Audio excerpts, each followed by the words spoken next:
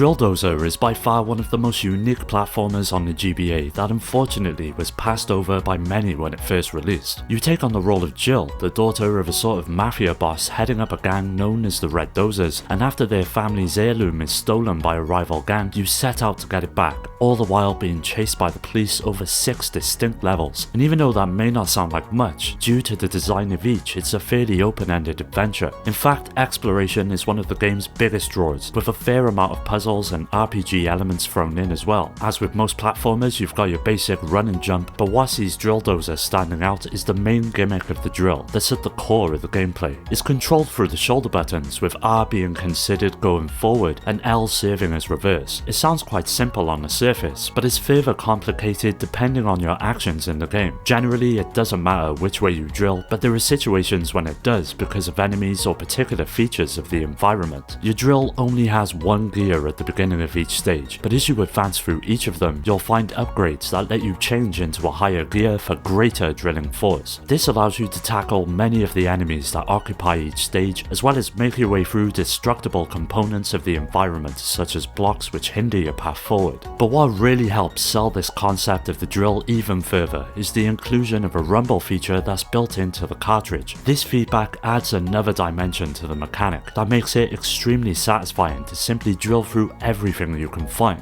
If you're like me and are fond of platforming games, then Drill Dozer is one experience that you owe yourself to try out. The Game Boy Advance is no stranger to solid SRPGs. With the likes of Fire Emblem and Final Fantasy Tactics, there's plenty of options when it comes to jumping into something new. One incredible example of the genre, however, is still stuck on the GBA to this day, and that is Tactics Ogre: The Knight of Lodis. Similar to other SRPGs, the fundamental gameplay on the battlefield is turn-based in nature, and focuses mostly on maneuvering and positioning your units to effectively utilize them to neutralize the threat of the enemy. Of course, each of them have their own qualities and special uses in battle, from magic abilities to units that specialize in melee or ranged attacks, so getting to grips with the skills of each is essential in order to gain the upper hand throughout the game. Complementing this is the class system, and anyone familiar with Final Fantasy Tactics should have no problem in understanding it, as it's pretty much the same setup. You can choose to specialize in a single class which could boost your hit points but limit the amount of damage you can deal. You could also find a class that gives you the best of both worlds, although these don't appear until the latter half of the game and require a lot of work to unlock. It gives you a real sense of success, and the class system is crucial to that feeling. Now, Tactics Ogre is amongst the most visually incredible games I've seen on the GBA. Both the characters and background components such as buildings, barrels and boxes are all drenched in colour and detail, which enhances the overall aesthetic of the action on screen. No matter how small or big the attack may be, each is accompanied by a range of animation and effects that bring a real weight to each and every action you carry out on the battlefield. For strategy lovers, it doesn't get much better than Tactics Ogre, so if you've played the other SRPGs on the GBA to death, then this one is well worth investing your time in. Lady Sia follows the story of a woman warrior named Sia whose country is being taken over by a race of evil creatures. They've seized control of everything from the ports to the temples, but thanks to a mysterious cloaked figure, Sia has managed to escape the clutches of their grasp and now seeks to unleash her violent rage upon them. This is where the player comes in and is tasked with making their way through a variety of different levels that each hold their own unique threats to overcome. Thankfully, Sia is no lightweight and is fully ready to tackle them head on thanks to her trusty sword, which allows you to lay down a series of combos to keep them at bay. It's not all about simply swinging your sword to survive though, as Sia is pretty well versed in magic, which allows you to mix both of these styles together to create some truly devastating attacks. The most impressive feature of Lady Sia though has to be its level design that sees each one you visit be in a fairly sized area full of platforms, ladders, obstacles and enemies elaborately placed, with plenty of puzzles to solve along the way as well. Complementing this are various hidden items scattered throughout each level that serve as a means to unlock secret bonus stages and add another reason to make your way through any given level to find them all. One thing that captivated me from the very start was the huge graphical quality of Lady Sia. It's all composed of nicely drawn, colourful characters with nice animation and levels that are quite detailed, with beautiful multi-layered backgrounds that create a nice feeling of depth and distance. Seeing it up and running in the palm of your hands is a sight to behold and really hits home that even though the GBA might not be the most most powerful handheld, but when it was in the right hands, it was capable of creating captivating worlds, and Laodicea is a true testament to that. Overall, this is one action platformer that deserves a spot in everyone's Game Boy Advance collection. Summon Knight's Swordcraft Story 2 is very similar to the first entry, and it's also more of a reimagining than a sequel. Don't get me wrong, there is a new quest, all new characters, new summon beasts, and all new areas to explore, but the core gameplay is very reminiscent of the first game. You'll be exploring dungeons and various areas from a top-down perspective, and once you run into an enemy encounter, the game pulls away to a side-scrolling perspective where you have free control over your character. During the battle, you can switch between 3 different weapons that you have equipped and summon something known as a guardian beast to cast spells. The one part of Summon Night 2 that differs from its predecessor is the crafting system. Atlus chose to simplify it, and instead of having a weapon blueprint that requires a certain amount of 4 different materials, you now only need 1 base material. Once you have crafted the basic weapon, you can then upgrade it accordingly. The higher your craft ranking, the more upgrades you can add to any given weapon, and this is where most of the fun lies in the game, ever pursuing the most advantageous weapons. Summon Night 2 has some of the best looking visuals you'll ever see on the GBA. It goes without saying that the side-scrolling battles look beautiful, but Atlus really touched up the exploration segments of the game as well. Gone were the days where you had to explore the same dungeon over and over, and in its place a variety of huge areas that are truly a great improvement over the original game. And this did a great job of keeping things more interesting when compared to the rather repetitive multi-floor dungeon found in the first game. Summon Night 2 ramped up the visual scale, but it maintained the smooth animation and exciting battles everyone who played the original will know and love. It's without a doubt one of the best games on the Game Boy Advance I've ever played, so if you've never got round to playing it, it's well worth giving a shot. When it comes to licensed games, it's always a bit hit or miss, with many of them not being able to live up to the heights of their source material. Astro Boy Omega Factor is one of these games that is the exception rather than the rule. The game follows Astro's exploits, spanning several volumes and issues of the original lore, and manages to incorporate many aspects of the franchise that fans will know and love, such as larger-than-life villains and several locations that give it an authentic feel. When it comes to gameplay, it's essentially an action platformer that is split up into a huge range of levels that escalate in difficulty the further you progress. Of course, Astro's got many ways to deal with the ever-growing advances of each threat, and you're able to attack your enemies with simple punches and kicks, use Astro's trademark finger laser, and unleash 3 special attacks. One of these is an extremely powerful beam that destroys everything in its path, another is a dash forward using jets that continually damages the enemy, and another is a machine gun type of weapon that hits everything on the screen and is mounted on, well, Astro Boy's ass. There is also means of leveling up in the game, which almost makes it into a sort of platformer RPG, and every character you meet, you get to level up one of your attributes, your health, melee attacks or laser abilities, and it's all down to you to shape Astro to your liking. There's loads of characters to meet as well, which are not always the easiest to find, so exploring each level is also a great idea if you want to develop Astro as best as you can. Unfortunately, the game is on the short side and can easily be completed in an afternoon, but the gameplay is so incredible that I can't let that stop me from recommending it. Overall, just ignore the fact that this game is based on a license of a kids show and pick it up. It's just that good.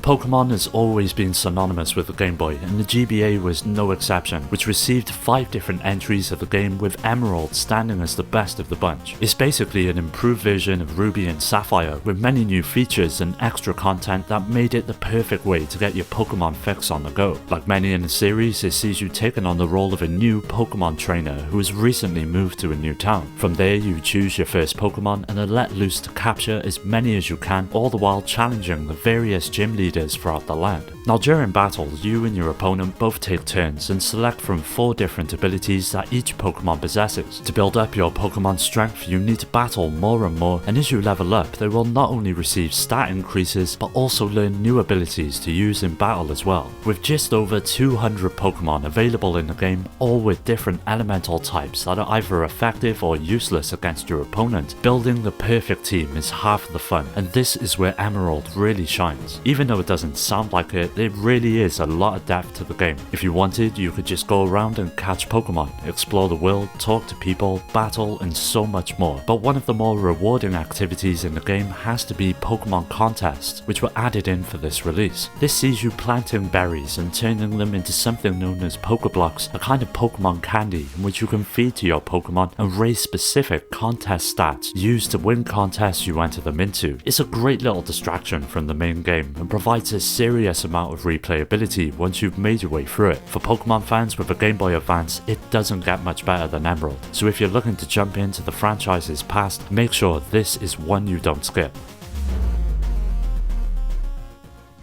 Coming from the same mind that brought us the likes of Metal Gear Solid and Policenauts, Boktai The Sun Is In Your Hand is a game like no other that actually encourages the player to leave the confines of their home and get out into the world in order to succeed. It combines traditional RPG aspects with an engrossing plot and stealth gameplay that sees you taking on the role of Django, a vampire hunter that harnesses the power of the sun to overcome the many obstacles that block your way. This is done by a solar sensor that's included with the game's cartridge, which slowly powers up Django's solar gun and serves as your main means of interacting with many aspects of the game. Now, most of it is split into a variety of dungeons, which are all designed in a kind of maze-like fashion. Naturally, your main source of energy for your solar gun is somewhat limited, so the game encourages the player to use stealth as one of the main ways to deal with the many threats that come your way. There are some items that make your footsteps super quiet. You're also able to back up against a wall and hit it a few times and make some noise. Using these together soon becomes the best way to traverse each environment, and especially important when it comes to preserving the power of your gun. As I mentioned, there's also several RPG mechanics that are included, and this comes in the form of being able to modify your gun's abilities. You'll find various upgrades throughout the game, and they can all be leveled up depending on how much you use them, allowing you to shape Django in any way you see fit. Boktai effortlessly combines many different gaming genres into one package, adding a fairly interesting story and the brilliantly innovative solar sensor to create a game that is well worth playing through.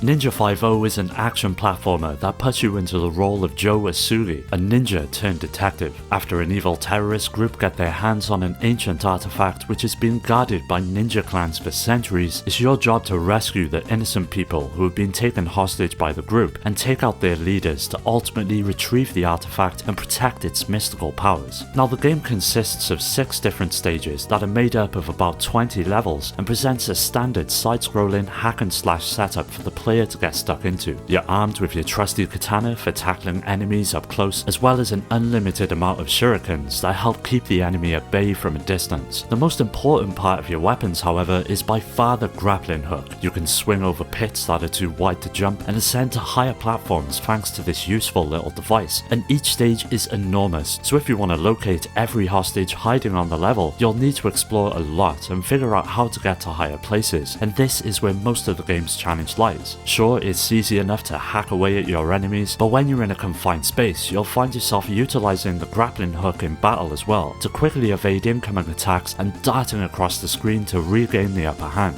What really hits it home though is just how tight and responsive the controls are, to the point that they become completely second nature, and just like the classic Shinobi games before it, you can climb walls and even slide across the ground, which is baked into the level design, requiring you to utilize every option at your disposal at any given time. Overall, if you've never managed to play it back in the day, then try tracking it down. Chances are you won't be disappointed.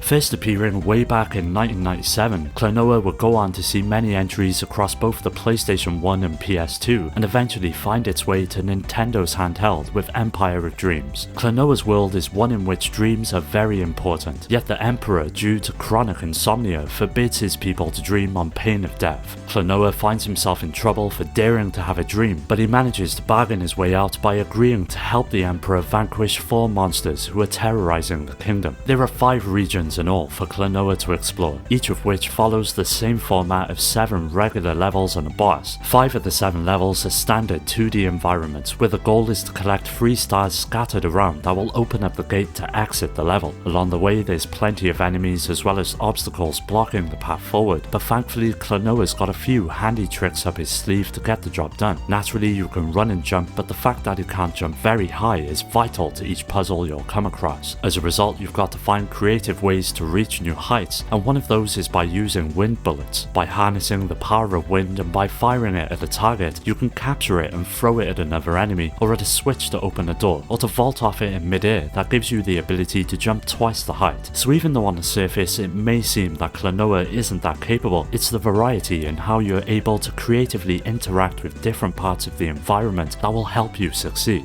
Klonoa Empire of Dreams is one of the most enjoyable, well-crafted and clever platformers I've ever played. Few handheld games have captivated me as much as this one has, so if you're tired of all the Super Mario rehashes, I think you will find something to truly love about Klonoa.